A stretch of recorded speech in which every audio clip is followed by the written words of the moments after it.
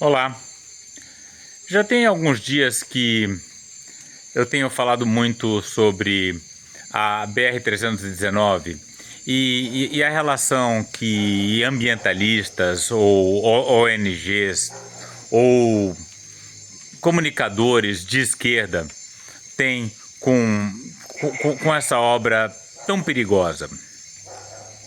E fiz até uma crítica ao pessoal do Calma Urgente, que recentemente parou de falar contra a BR-319 e passou a falar mais sobre destinação de terras públicas no entorno da rodovia, inclusive para a indústria madeireira. Então toda essa conversa me lembrou um artigo publicado no ano passado por Lucas Ferrante, Philip Fernside e Mônica Piccinini no site Amazônia Real, que fala justamente sobre essa relação das ONGs com a BR e por que ela é tão complicada. Então eu resolvi revisitar esse artigo.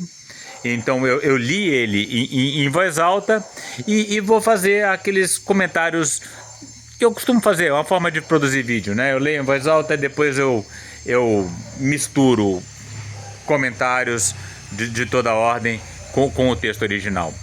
Mas como o artigo é muito importante, muito bacana e um pouco longo, eu pensei se eu não deveria, hoje, nesse primeiro momento, simplesmente botar o texto lido para vocês, né? E depois eu faço uma nova versão comentada, né? Porque ele é tão importante que ele merece ser analisado em várias camadas. Eu acabei de fazer a leitura completa, foram 30 minutos de leitura praticamente, e eu não vou fazer agora a análise da leitura, mas eu posso simplesmente subir o texto para que vocês ouçam, como se fosse um áudio artigo lido por mim. E aí a gente vai adiantando a discussão. Inclusive eu posso responder questionamentos, comentários que vocês façam aí abaixo desse vídeo. Então é isso. Por hoje vocês vão apenas ouvir a minha leitura desse artigo tão importante e depois a gente faz posteriormente uma análise do seu conteúdo. Vamos para a leitura. Desastre ambiental na Amazônia e violação de direitos indígenas facilitados por projetos de governança na BR-319.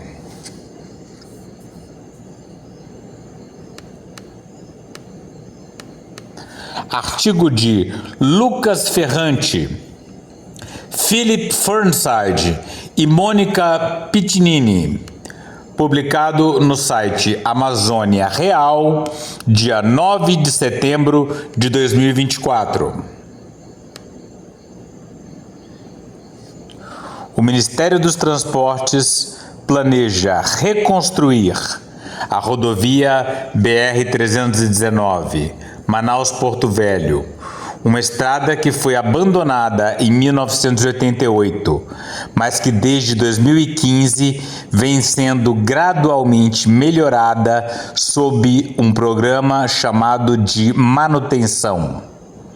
A BR-319 agora é transitável, pelo menos na estação seca, mas a implementação de um projeto de reconstrução para construir uma nova rodovia na mesma rota ainda não recebeu uma licença ambiental. A reconstrução da rodovia BR-319 conectaria a Amazônia Central, que está relativamente intacta, ao notório hotspot de desmatamento conhecido como Amacro, um nome composto pelas siglas dos estados Amazonas, Acre e Rondônia.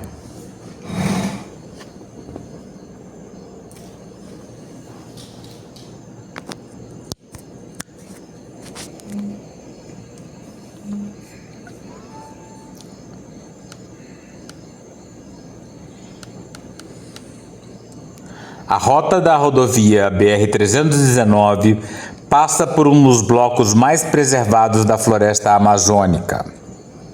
E as estradas planejadas, conectando-se à BR-319, abririam vasta área de floresta a oeste do rio Purus, que é paralela à BR-319.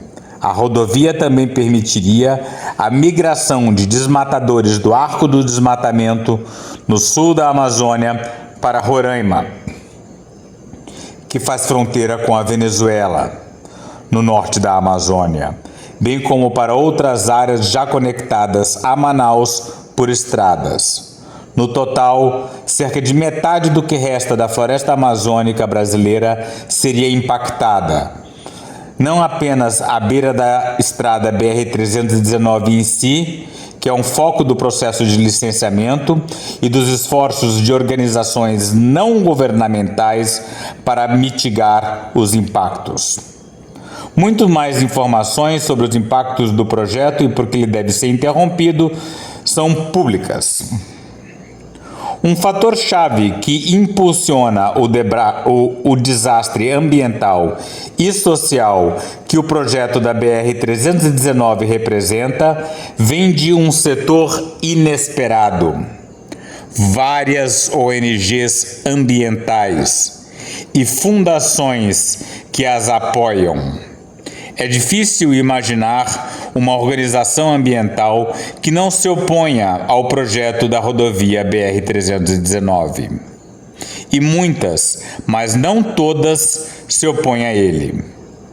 O Observatório do Clima, composto por 120 ONGs brasileiras, assumiu uma posição firme contra o projeto da BR-319 e moveu uma ação pública contra as autoridades ambientais federais por terem concedido uma licença prévia para o projeto. A ação foi julgada favoravelmente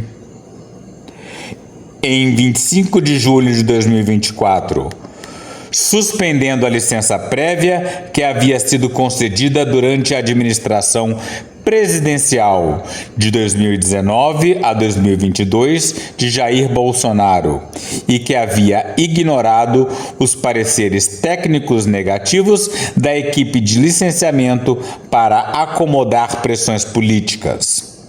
A licença prévia não permite a construção da estrada, mas permite preparações significativas para obter uma licença de instalação que permitiria o início da construção da estrada.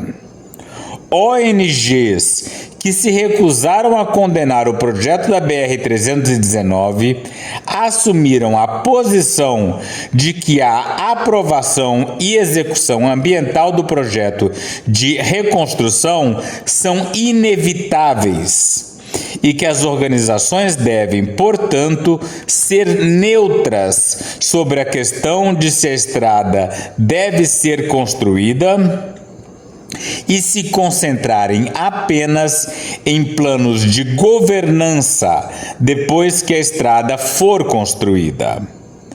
Desnecessário dizer que a estrada não é um fato consumado e presumir que o projeto é inevitável contribui para torná-lo uma profecia autorrealizável. Essas ONGs sustentam que o projeto deve prosseguir desde que todos os requisitos para o licenciamento ambiental sejam atendidos, incluindo consulta aos povos indígenas impactados. Isso ficou evidente em 5 de fevereiro de 2020, quando o Ministério Público Federal em Manaus realizou um evento para discutir os impactos do projeto da BR-319. O segundo autor desse texto fez uma apresentação explicando por que o projeto da estrada não deveria ser aprovado. E tanto o primeiro quanto o segundo autor participaram da discussão. 3 organizações com atividades na área do projeto assumiram a posição de que o projeto de reconstrução não deveria ser contestado e que poderia prosseguir se os povos indígenas fossem consultados e fortes condições ambientais fossem incluídas nos requisitos para o licenciamento. A Fundação Getúlio Vargas, o Instituto de Desenvolvimento Sustentável da Amazônia e o Fundo Mundial para a Natureza, WWF. As lições do passado não devem ser esquecidas. A situação é paralela à história da luta contra a construção da barragem de Belo Monte no Rio Xingu, no estado do Pará. Embora a maioria das ONGs ambientais se opusessem veementemente ao projeto da barragem, algumas chegaram à área da barragem oferecendo-se para ajudar a população deslocada a obter melhor compensação e programas sociais, dizendo-lhes que o projeto da barragem era inevitável e que não deveriam se opor a ele. Dom Erwin Trautler, bispo do Xingu e um proeminente oponente da barragem, apontou o evidente conflito de interesses. As ONGs que promoviam melhor compensação para as pessoas deslocadas não teriam razão para estar presentes se a barragem não fosse construída e a população deslocada. No caso de Belo Monte, a empresa da barragem e os políticos que a promoveram foram bem-sucedidos em provocar discórdia entre as ONGs e entre os líderes indígenas, contribuindo para a aprovação e execução desse projeto notoriamente desastroso. Nenhum dos povos indígenas impactados pelo projeto BR-319 foi consultado, conforme exigido pela Convenção 169 da Organização Internacional do Trabalho e pela lei brasileira que a implementa. Entre os requisitos está que a consulta seja anterior, não apenas ao projeto da construção em si, mas à decisão de implementar ou não o projeto, e que os povos indígenas têm o direito de dizer não ao projeto. Algumas interpretações da Convenção suavizam essa exigência para que os povos indígenas tenham uma voz, mas não um veto na decisão sobre os projetos que os impactam. O plano do Ministério dos Transportes tem sido de consultar apenas 5 grupos indígenas, mas pelo menos 68 grupos seriam impactados pelo projeto. O plano tem sido consultar esses grupos enquanto a construção da rodovia está em andamento, com a tarefa sendo feita antes da nova estrada ser formalmente inaugurada.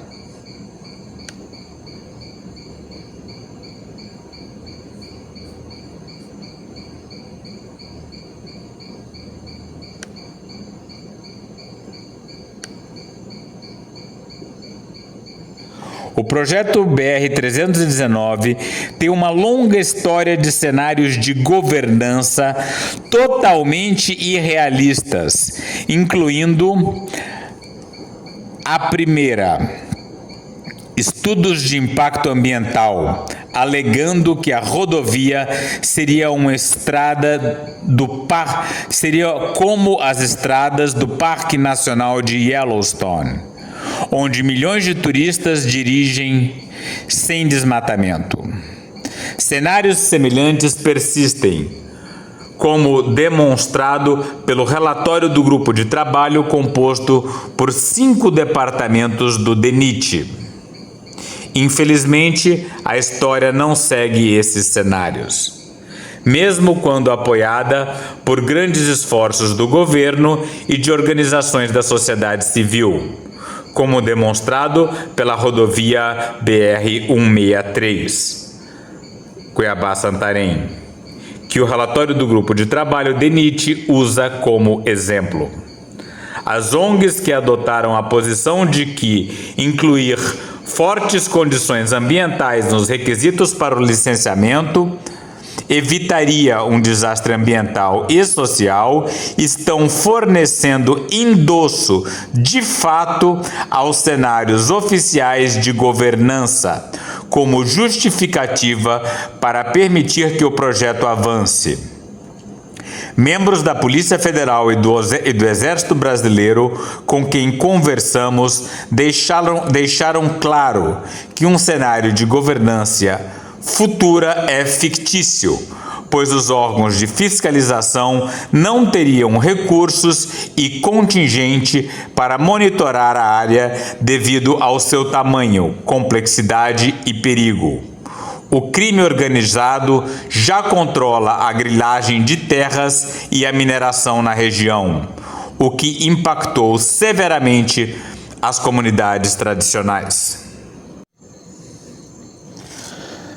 Outro documento da FGV, intitulado Agenda de Desenvolvimento Territorial para a região da BR-319, Fortalecendo Territórios de Bem Viver, busca promover o desenvolvimento territorial em Vila Realidade, no município de Humaitá. Segundo o relatório do Tribunal de Contas da União, a única atividade econômica dessa área é o desmatamento ilegal. Estradas ilegais originárias da área de Vila Realidade já estão invadindo territórios indígenas. E é improvável que grileiros e madeireiros parem suas atividades, que são movidas pela atração de lucros rápidos e fáceis. Lideranças indígenas têm feito uma série de denúncias a respeito dos projetos de governança de ONGs atuantes na BR-319. Para garantir sua proteção, ao longo desse texto, omitimos os nomes das lideranças, bem como suas etnias e comunidades.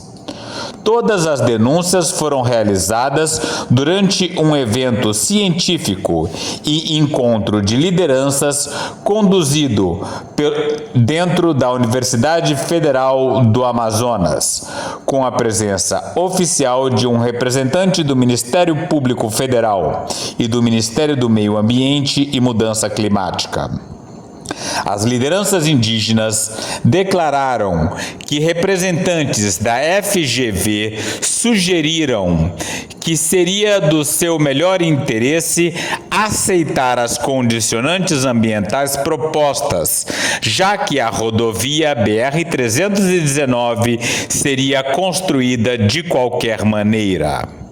Eles foram informados de que a abordagem mais prudente seria se concentrar em mitigar os impactos em seus territórios, negociando condições com o DENIT. Embora algumas dessas ONGs tenham expressado o desejo de promover a governança com todos os lados, tentar estabelecer acordos e compromissos entre invasores e invadidos é impraticável, pois isso apenas intensificaria os conflitos e aumentaria as ameaças às comunidades tradicionais. De acordo com lideranças indígenas, a violação mais grave dos direitos dos povos indígenas foi cometida pelo Instituto Internacional de Educação no Brasil, IEB, Um documento que os líderes indígenas relatam ter sido preparado pelo IEB e apresentado a eles para assinatura denuncia uma invasão de terra que é uma preocupação urgente para o grupo, mas também inclui uma declaração afirmando a aprovação do projeto de reconstrução da BR-319, desde que uma reserva extrativista seja criada para proteger os castanhais usados pelo grupo. Os líderes só tomaram conhecimento da declaração aprovando o projeto da estrada depois de assinarem o documento e seguirem as instruções do IEB para enviá-lo ao Instituto Brasileiro do Meio Ambiente e Recursos Naturais Renováveis, IBAMA, a Fundação Nacional dos Povos Indígenas, FUNAI, e ao DENIT. O apoio das ONGs ao projeto da BR-319 permaneceu sutil até julho de 2024, quando o IDESAN se retirou do Observatório do Clima e enviou uma declaração para selecionados mídias e políticos pró-BR-319. O gatilho para essa ruptura foi a aprovação judicial da ação do Observatório do Clima contestando a licença prévia da BR-319, com a declaração do IDESAN endossando abertamente a reconstrução da rodovia. A Advocacia Geral da União, AGU, entrou com um recurso na esperança de reverter a suspensão da licença prévia de 25 de julho. Observe que, diferentemente da tradição nos Estados Unidos, a AGU brasileira não goza de independência e atua para facilitar a agenda política do presidente. O projeto da BR-319 não tem uma justificativa econômica, a motivação para o projeto sendo seu valor na política eleitoral. O benefício do projeto em ganhar votos nos estados do Amazonas explica não apenas o apoio dos políticos locais, mas também do presidente Luiz Inácio Lula da Silva. Em 23 de agosto, o recurso foi rejeitado pelo Tribunal Regional Federal da Primeira Região, TRF-1. No entanto, a AGU pode apelar ainda mais e futuras apelações podem ser bem-sucedidas, porque o Brasil ainda tem suas leis de suspensão de segurança em vigor, que foram iniciadas pela ditadura militar em 1964, permitindo que qualquer decisão seja anulada se for considerada como causadora de dano grave à economia, saúde ou ordem pública. Por exemplo, esse mecanismo já foi usado em favor do projeto da BR-319 para reverter uma decisão judicial que havia suspendido a primeira audiência pública, permitindo assim que o projeto avance independentemente das irregularidades. O sistema jurídico brasileiro permite uma sequência quase interminável de recursos e a AGU pode continuar apelando até encontrar um juiz amigável. A busca por uma explicação das motivações das ONGs. Tentamos descobrir as motivações para o apoio, tácito ou explícito, ao projeto de reconstrução da BR-319 por certas ONGs. Isso não tem sido fácil, dada a falta de transparência das organizações e seus financiadores. Há uma coincidência extraordinária em que as ONGs que se recusaram a condenar o projeto da BR-319 são todas financiadas pela Fundação Gordon e Betty Moore. A GBMF proibiu as ONGs que financia de tomar posições contrárias ao projeto da BR-319? Isso poderia ser feito explicitamente por uma cláusula nos contratos de concessão que nem a GBMF nem as ONGs estão dispostas a divulgar, ou mesmo por algum tipo de advertência verbal. Esta é uma questão em aberto. A GBMF foi criada, ou seja, a Fundação Gordon e Betty Moore, foi criada pelo fundador da Intel, Gordon Moore, e sua esposa Betty Moore, no ano 2000, com o objetivo de apoiar a pesquisa científica e a conservação ambiental. As concessões da GBMF para instituições brasileiras começaram em 2004, no contexto da iniciativa Andes Amazônia. A fundação concentra suas doações ao Brasil em uma área: terra, ecossistemas terrestres e uso da terra. Suas estratégias para as áreas protegidas e terras indígenas incluem conservação, consolidação, gestão e monitoramento. A área ao longo da rodovia BR-319 é uma parte particularmente importante do financiamento da Fundação. A GBMF tem fornecido financiamento para o objetivo desejável de promover a governança, mas os projetos de governança de ONGs têm um efeito claro na facilitação da aprovação do projeto de reconstrução da BR-319. Em resposta a uma pergunta sobre a BR-319, um porta-voz da GBMF compartilhou a seguinte declaração conosco: a construção e pavimentação de estradas em regiões ecologicamente frágeis podem causar grande destruição. Não somos contra estradas, somos a favor do estabelecimento de salvaguardas ambientais e sociais que protegerão a natureza e as pessoas.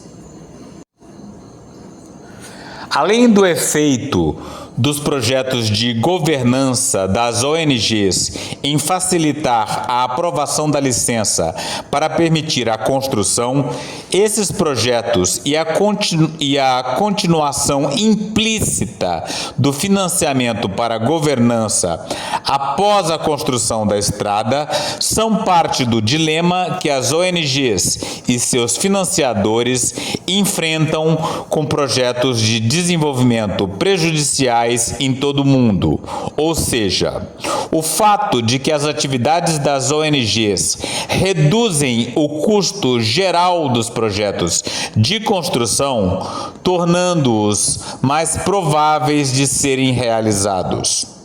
O projeto BR-319 é muito mais atraente se o governo arca apenas com os custos do asfalto e outras partes físicas do projeto, enquanto que financiadores internacionais, incluindo organizações filantrópicas, pagam a conta por medidas de governança, como o controle do desmatamento e proteção dos territórios indígenas. No caso da BR-319, o ministro dos Transportes declarou que quer usar dinheiro do Fundo Amazônia para tornar o projeto BR-319 viável. Uma questão sem resposta é se a Betty se Gordon e Betty Moore Foundation poderia estar financiando projetos que facilitam a aprovação da BR-319 para beneficiar os próprios investimentos da fundação. Um alinhamento entre investimentos e beneficiários do projeto da rodovia não significa necessariamente que tal cadeia de influência exista. Muitas fundações atribuem a gestão de seus ativos a uma empresa terceirizada ou a um departamento dentro da fundação que é separado das atividades de concessão de subsídios. Estes arranjos geralmente implicam que os ativos são administrados para maximizar os lucros, sem levar em conta os impactos ambientais e sociais que eles causam. Não se pode presumir que o processo de concessão de subsídios da GBMF seja influenciado pelas implicações da BR-319 para investimentos da Fundação. Sugerimos, no entanto, que esta e outras fundações na área ambiental devem se desfazer de investimentos em atividades prejudiciais ao meio ambiente. A presença de petróleo e gás no portfólio da GBMF é notável. Além de ser globalmente prejudicial ao clima e outras preocupações, o setor de petróleo e gás é um grande beneficiário da BR-319. O portfólio de investimentos da GBMF não inclui a Rosneft, a gigante russa de petróleo e gás que comprou as primeiras 16 concessões para perfuração na área que seria aberta pela rodovia AM366, que está planejada para se ramificar da BR-319. No entanto, a GBMF já investiu no Sberbank, o maior banco de investimento da Rússia, que é um financiador da Rosneft. O enorme projeto proposto Área Sedimentar dos Solimões para petróleo e gás a oeste da BR-319 tem amplo escopo para investimentos por outras empresas além da Rosneft. A área total do projeto é de 740 mil quilômetros quadrados, maior que o estado americano do Texas. A GBMF tem investimentos na petrolífera brasileira Petrobras, na petroleira russa Lukoil PJSC, na empresa americana Anadarko Petroleum, na China Petroleum e Chemicals, na Peru Sahan Gas Comstock, empresa americana ativa na Indonésia, na Indian Petronet LNG e na Tongás, China. A Agência Nacional do Petróleo do Brasil designou 9 grandes blocos de direito de perfuração ao longo da rota BR-319. Embora não estejam no trecho médio da rodovia, eles se beneficiariam do projeto da rodovia. Um desses blocos, a MT-107, foi comprado pela Eneva em parceria com a TEM, no leilão do fim do mundo, de dezembro de 2023. A Eneva é uma empresa brasileira de gás e petróleo altamente recomendada pela Dynamo, que é a empresa de gestão de ativos da Gordon e Betty Moore Foundation no Brasil. A própria Dynamo detém uma participação de 10,06% da Eneva, e a Eneva pode se fundir com a Vibra, uma empresa de gás e petróleo na qual a Dynamo detém uma participação de 10,28%. Devido ao impacto sobre os povos indígenas, uma decisão judicial suspendeu a assinatura de contratos de perfuração para o bloco AMT-107, além de mais 4 blocos comprados por essas empresas no Amazonas, fora da área da BR-319.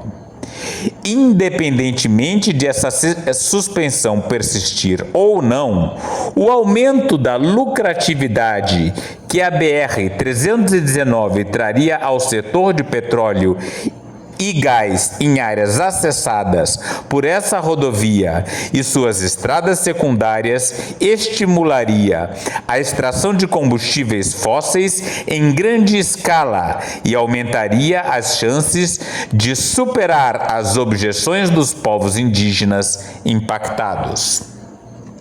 A GBMF também investiu na JBS, que se orgulha de ser a maior empresa de proteína animal no mundo. Os matadouros da JBS e as fazendas que vendem gado para eles são uma grande força no desmatamento da Amazônia. Grandes fazendeiros do hotspot de desmatamento do Amacro, bem como interesses de soja e outros agronegócios, planejam atingir a área a ser aberta a oeste da BR-319 pela planejada rodovia AM-366, que também daria acesso às áreas de petróleo e gás.